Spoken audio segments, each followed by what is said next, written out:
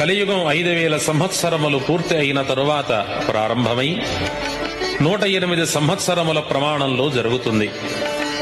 కలియుగం మొత్తము 4,32,000 సంవత్సరాలు. ఇప్పుడు జరుగుతున్నది ప్రథమ పాదం. దీని ప్రమాణం 1,08,000. కృతయుగం, త్రేతాయుగం, ద్వాపరయుగం, కలియుగం మొత్తము కలిసి ఒక మహాయుగం. ప్రతి మహాయుగాంతం అయిన తరువాత సృష్టిలో జీవరాశి మొత్తము నాశనము చేయబడి మరలా కృతయుగ ప్రారంభానికి సృష్టించబడుతుంది. సృష్టి సమస్తం నశించుటకు ఇంకా 4,27,000 సంవత్సరములు సుమారుగా ఉన్నది. ఈ వివరం పూర్తిగా తెలియని కొందరు తొందరపాటున 1999లో కలియుగాంతం అవుతుందని ప్రచారం చేస్తున్నారు. ఇది ఏమాత్రమూ ఆధారము లేనిది, శుద్ధ అసత్యము. భక్తులు, ప్రజలు ఇందు గురించి ఆందోళన చెందనవసరం లేదు. పూర్తి వివరం ఏమిటనగా, మొత్తము పశు, పక్షి, మానవులు మొదలగా గల జీవరాశిని 7 భాగములు చేయగా అందున 6 భాగములు మాత్రమే నశించి 1 భాగపు జీవరాశి జీవించియే ఉంటుంది. బ్రహ్మంగారు దైవస్వరూపులు కనుకనే మహమ్మదీయుడైన దూదేకుల సిద్ధయ్యను అనుగ్రహించి శిష్యునిగా స్వీకరించినారు. హర్యనుడైన కక్కడు తన భార్యను ముక్కలు ముక్కలుగా నరికివేయగా ప్రాణము పోసినారు. కర్నూలు నవాబు గారి పంచకళ్యాణి గుర్రమును చంపి దాని గర్భమును చీల్చి లోపలి పిండమును బయటకు తీసి అందరికీ చూపించి మరలా ఆ గుర్రమును నిండు గర్భముతో బ్రతికించినారు. పుష్పగిరి అగ్రహారీకుడైన బ్రాహ్మణునికి సంక్రమించిన భయంకరమైన కుష్ఠవ్యాధిని తన కర స్పర్శమాత్రము చేత తొలగించి అనుగ్రహించినారు. బ్రహ్మరాక్షసి పీచము అణచినారు. హైదరాబాదు నవాబు గారి వద్ద మంచినీటిచే దీపము వెలిగించినారు. కరగిపోవచ్చున్న కంచును త్రాగినారు. అహంకార పూరితులైన నంద్యాల విశ్వబ్రాహ్మణుల అహము అణచినారు. పుష్పగిరి అగ్రహారములోని బ్రాహ్మణ పండితులచే బ్రహ్మరథము పట్టించుకున్నారు. ఇలా ఎన్నెన్నో మహత్యములను చూపిన బ్రహ్మంగారు మానవ జన్మకు కావలసిన ఆత్మజ్ఞాన బోధలను అత్యంత సులువగు భాషలో ప్రబోధించినారు. ఎంత విన్నా వినాలనిపించు మృదు మధుర ఆనంద లహరి స్వామివారి చరిత్ర. సంతాన కుసుమ వాసన సమాగత సారంగ సంగీత భంగీ తరంగంబు ఇయ్యలు లూగినట్లుగా ఉండే స్వామివారి చరిత్ర వినగలిగిన వారి జన్మమే ధన్యము. నిత్యము బ్రహ్మంగారి కాలజ్ఞానము వినగలుగుచున్న వారి అదృష్టమే అదృష్టము. నిత్య నూతనంగా బ్రహ్మంగారి పూజలు చెయ్యగలిగిన వారి పుణ్యమే పుణ్యము. ఇవి అందరికీ దొరకవు. పూర్వజన్మ సుకృతం గలవారికి అంతటి అదృష్టము. అట్టి అదృష్టవంతులు మీరు.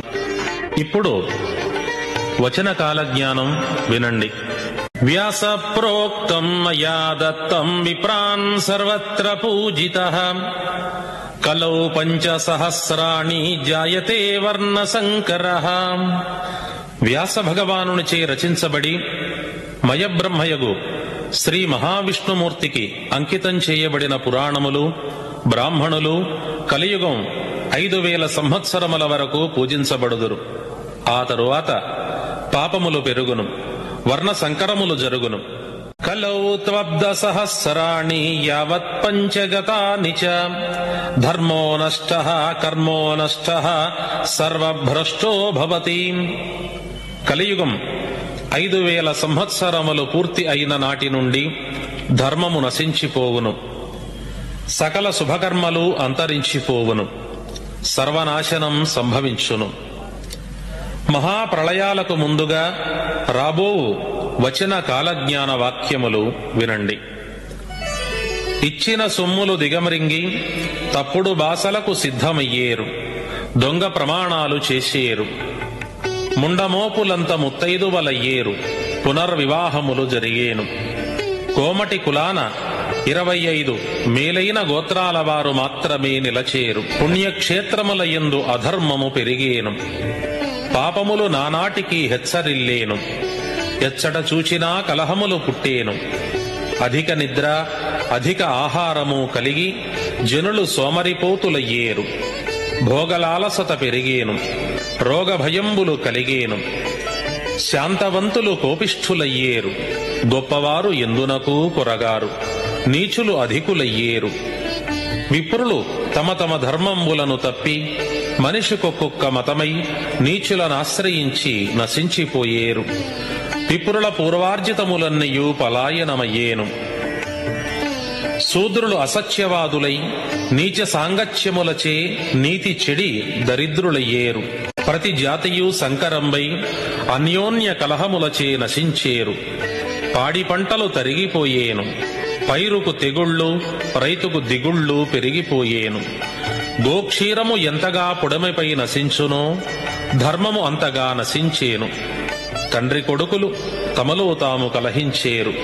దేవతలను, గురువులను, బ్రాహ్మణులను దూషించేరు. అడవి మృగాదులు గ్రామాలలో సంచరించేను. చిత్తూరు జిల్లాలోను, పశ్చిమ గోదావరి జిల్లాలోనూ ఇది జరుగుతున్నట్లుగా వార్తలు వస్తున్నాయి. పంది కడుపున ఏనుగ పుట్టేను, ఏనుగకు పంది పుట్టేను. 1979లో నల్లగొండ జిల్లా కోదాడులోను, 1982లో గుంటూరు జిల్లా నరసరావుపేటలోనూ జరిగినది. కాశీ పట్టణం 40 దినాలు పాడుబడేను. 1912లో గంగానదికి వచ్చిన వరదల వలన కలరా వ్యాపించి ఈ పరిస్థితి సంభవించినది. శిలలు కండలు గ్రక్కేను, ఆ కండలు తినుటకై కాకులు గ్రద్దలు వచ్చి చచ్చేను. ఆ చచ్చిన వానిని పట్టి ప్రజలు మతులు చెలించి గంతులు వేసేను.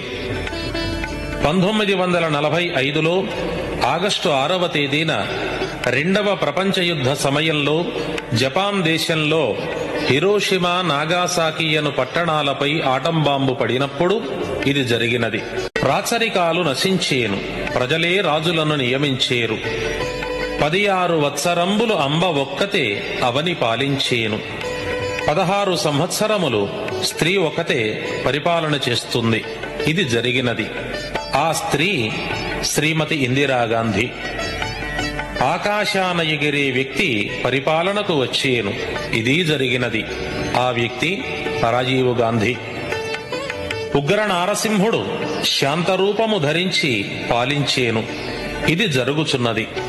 ఈయన ప్రస్తుత ప్రధాని శ్రీ నరసింహారావు గారు. రామం రామం రామం అను రామత్రయము దక్షిణాన ఏలేను. ఇది కూడా జరిగినది. ఆంధ్రను రామారావు గారు, తమిళనాడును రామచంద్రన్ గారు, కర్ణాటకను రామకృష్ణ హెగ్డే గారు ఏకకాలాన పాలించారు. సీమదొరలనే ఎర్రబోయలు భరతఖండము ఏలేరు. గంధియనవాడు ఏకుబట్టి వారిని తరిమేను. మంచినీటి దీపాలు తేజోమయాన వెలిగేను, అనగా కరెంటు పుట్టినది నీటి నుండియే. మహమ్మదీయులకు వైరము వచ్చి 7 ఏండ్లు ఆరక రగిలేను. 1980 నుండి 1987 వరకు గల్ఫ్లో ఇరాన్, ఇరాక్ దేశాల మధ్యన యుద్ధం జరిగింది. లింగమయ్య అను మహానుభావుడు నిజరూపము చూపేను. 1854వ సంవత్సరంలో శ్రీకాకుళం జిల్లా పాలకొండ గ్రామంలో శ్రీ సింహాద్రి విశ్వనాథ అవధూత అను స్వామివారు ఈశ్వరావతారము పొంది 3వ నేత్రము చూపుట జరిగినది.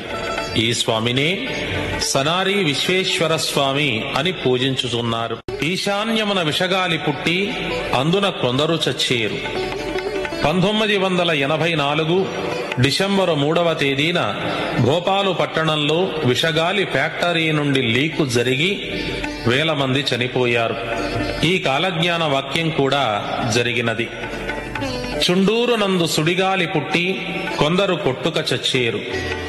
పాంచాననం వారికి అనగా విశ్వబ్రాహ్మణులకు వృత్తులు నశించిపోయేను. 1,11,000 అయ్యలు మఠంలో గండకత్తెరలు వేసుకుని చచ్చేరు. సూర్యుడు గడగడ వణికేను.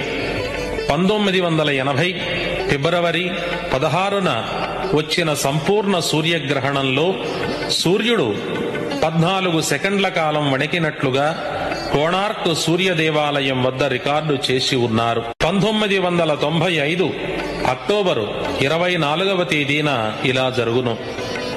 ఈత చెట్టొకటి రేపల్లె మూలన పుట్టి రాత్రిళ్లు పరుండి ఉదయాన నిలచి ఉంటుంది. ఇట్లెనిమిది దినాలు ఉండి కూలిపోతుంది. అది మొదలు దేశాన క్షామం పుట్టేను. 1976 శ్రావణ మాసంలో గుంటూరు జిల్లా రేపల్లె ప్రక్కన గల ఇసకపల్లి అనే గ్రామంలో ఇది జరిగినది. దినపత్రికలలో ఫోటోలు ప్రచురించారు. ధర్మాధర్మములను తప్పి తల్లిదండ్రులు స్త్రీలను విక్రయించేరు. ఇది కన్యాశుల్కము ద్వారా రుజువైనది. రాజానుమతే ధర్మః అను సూక్తి అంతరించి ప్రజానుమతే రాజః అను ధర్మము వచ్చేను. అనగా రాచరికాలు నశించి ప్రజాప్రభుత్వాలు వస్తాయి అని అర్థము. పాషండ దర్శనం బహుళమయ్యేను. అనగా నపుంసకులు అధికమయ్యేరు అని భావం. శూద్రులు జపశిక్షితులు కాగలరు. అడవులు శూన్యములై భూమి ఎంతయో అరాచకమై ద్రవిడ, తురుష్క, బర్బర, పుళిందాది దేశ ప్రజలు వ్యాధిగ్రస్తులై నశించేరు. సాధుజనులు శాంతవంతులు రోగంబులచే అల్పకాలంబున చచ్చేరు. పాపాత్ములు మిక్కిలి ఆయుష్మంతులయ్యేరు. ఆరిక పంట బహుళమయ్యేను. గొర్రెపాడి హెచ్చేను. స్త్రీలు రచ్చకొట్టములలో రాచరికంబు చేసేరు. అనగా మహిళలు ప్రభుత్వ ఆఫీసులయందు ఉద్యోగములు చేయుదురని కాలజ్ఞాన వాక్యము. ఎర్రచీమ ఏనుగ రూపమున కనిపించేను. అనగా ఎర్రచీమ అంత వస్తువును ఏనుగనకు సమానమైన ధనము ఇచ్చి కొనవలెను.